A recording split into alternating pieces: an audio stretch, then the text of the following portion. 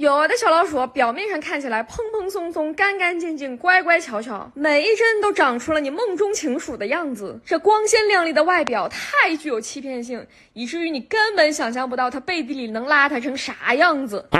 看到了吗？睡在自己的厕所里，周围都是自己刚刚拉出来的小可爱。它的胸毛沾的全是乱七八糟的垫料，看起来就像刚剪完破烂回来。再看看它嘴里在那儿嘟嘟囔囔的，也不知道是说梦话、打呼噜还是在磨牙。咱就是说一个小老鼠，你睡觉怎么能睡得这么不堪入目？你这俩兜里揣的是啥呀？鼓鼓囊囊的，这是观众老爷们不花钱就能看的吗？为了避免视频被打上低俗的标签，我得想个辙帮它收回去。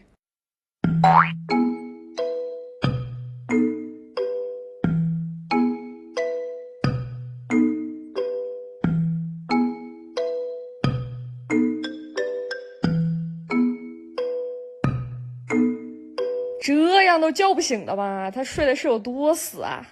我现在只要想到自己曾经对这个邋遢鬼亲来亲去，还觉得他奶乎乎香喷喷的，我就，唉。